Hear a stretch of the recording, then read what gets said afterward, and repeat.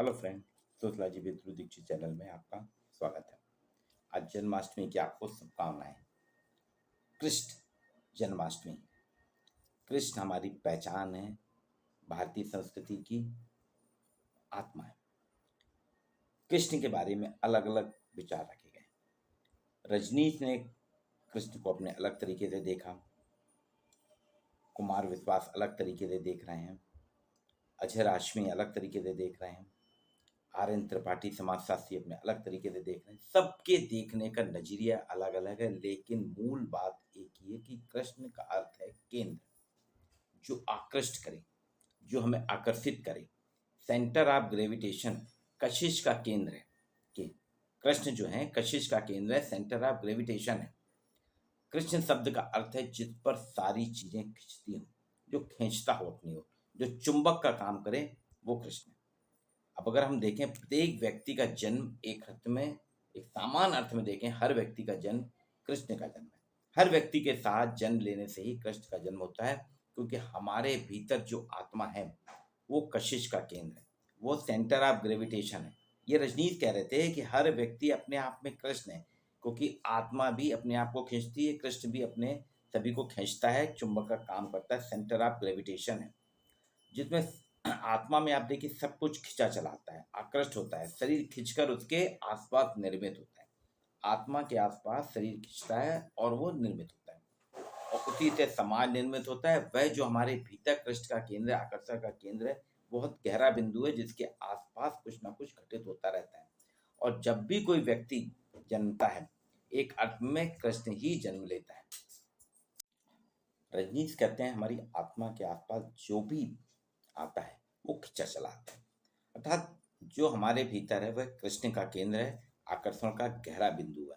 और जो भी हमारे आसपास घटित होता है, जब भी कोई व्यक्ति जन्म लेता है, वह अर्थ में वास्तव में कृष्ण जन्म लेता है, ये कहना है। क्योंकि हमारी आत्मा के आसपास भी सब कुछ घटित होता है और कृष्ण के आसपास भी उसी तरह से सब कुछ घटित होता है। अर्थात व्यक्ति के जन्म के साथ ही कृष्ण का जन्म होता है। कृष्ण को वो कहते हैं क्रिस्टलाइजेशन शुरू होता है। कृष्ण वह बिंदु है जिसके आसपास क्रिस्टलाइजेशन शुरू होता है और व्यक्तित्व निर्मित होता है। इसलिए कृष्ण का जन्म एक व्यक्ति विशेष का जन्म मात्र नहीं, व्यक्ति मात्र का जन्म है। व्यक्ति विशेष नहीं, व्यक्ति मात्र का जन्म है। कृष्ण एक संस्था है, इंस्टीट्यूशन है। कृष्ण एक इंस्टीट्यूशन है, संस्था है, जो समस्त जन्मों के सारभूत है। कृष्ण व्यक्ति नहीं, हमारे चित्त, हमारे कलेक्टिव माइंड के प्रतीक है। कृष्ण वास्तव में व्यक्ति नहीं, हमारे चित्त नहीं, हमारे कलेक्टिव माइंड के प्रतीक है। मूल कृष्ण को समझने का है। कृष्ण हमें खुश रहना सिखाते हैं। कृष्ण सिखाता है कि हर व्यक्ति को खुश रहना चाहिए। प्रकृति का नियम है, जब अंधकार छाता है तो उसके बाद सूर्य का उदय भी होता है। रात होती है, रात के बाद सूर्य आता है, तो अंधकार नष्ट होकर उदय हो जाती है किसकी? उजियाले का। इसी तरह जब अन्याय अधिक हो जाता है, समाज में अन्याय अधिक हो जाता है, तो अंध भी वहीं से शुरू होता है। अन्याय में ही उसका विध्वंस निपट रहता है। बर्बरता जब शिखर पर होगी तो उसे मिटाने का साहस भी धरती में जन्म लेगा। जब बर्बरता बहुत ज्यादा हो जाती है तो उसके मिटाने का साहस भी धरती में ही जन्म लेता है। यही धरती का फल है। इसी धरती पर, इसी फल पे धरती टिकी हुई है, यही धरती का कीर्तिमान है। अराजकता की उम्मीद का जन्म लेना ही जन्माष्टमी है। अराजकता में जब बहुत ज्यादा अराजकता फैल जाती है, उसी में उम्मीद का जन्म लेना जन्माष्टमी है। कंस के अत्याचार के विरुद्ध जन्म लेने वाली आवाज है जन्माष्टमी। समाज में कंस का बहुत ज्यादा अत्याचार हो गया था, उसमें जन्म लेने वाली आवाज थी जन्माष्टमी। यह सिर्फ एक त्योहार नहीं है, जन्माष्टमी त्योहार नहीं है, यह हमारी संस्कृति परंपरा की पहचान है। अन्याय, अहंकार, अराजकता के विरुद्ध आंदोलन का नाम है जन्माष्टमी। अहंकार, अत्याचार, अन्याय, अराजकता के विरुद्ध आंदोलन का नाम है जन्माष्टमी।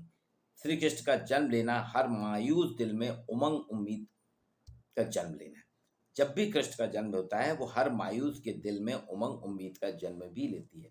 कान्हा ने हमें सिखाया कि अध्यात्म कूटनीति के बीच का रास्ता अन्याय के जीवन रहते हुए अपने को सुरक्षित रखना है, अपने विचारों को परिपक्व रखते हुए उन्हें पोषित करना है, अपने आप को सुरक्षित रखना है। वे अपने विचारों को परिपक्व होने देना चाहते हैं, पोषित करते हैं। जन्माष्टमी की रात में देखिए, बालक कान्हा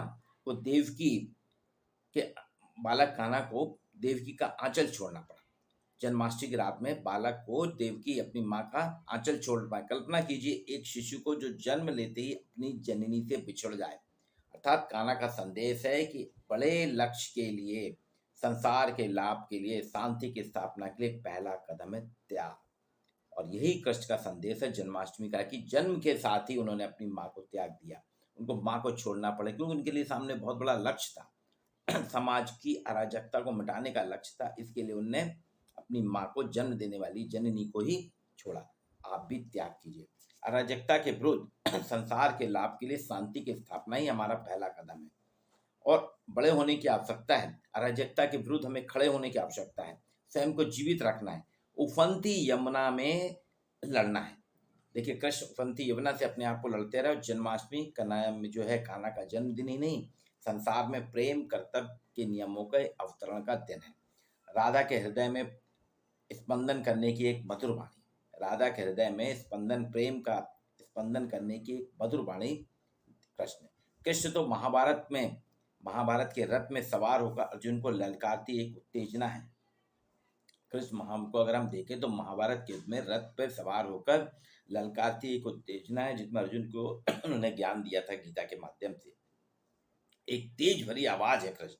कृष्ण गाय भी चराते हैं, गोपियों के बीच बांसुरी भी बजाते हैं, और वक्त आने पे सुदर्शन चक्र भी चलाते हैं। जीवन के दो छोर अगर आप देखिए, दो छोर में एक तरफ उत्सव है तो दूसरी तरफ अंधकार है। देवकी से दूर होते विरह का समय।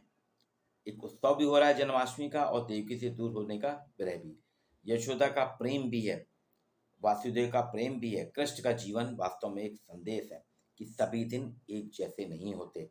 ये दिन जो आपके पास हैं, ये कुछ दिन आपके साथ हैं, फिर चले जाएंगे, फिर दूसरे दिन आएंगे।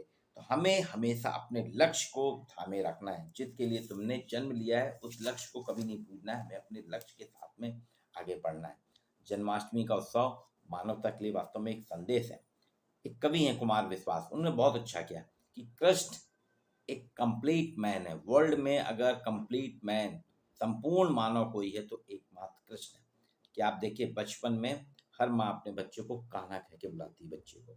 जब वो युवा होता है, अटखेलियां करता है मोहल्ले के युवा, तो उनको कन्हैया कहा जाता है।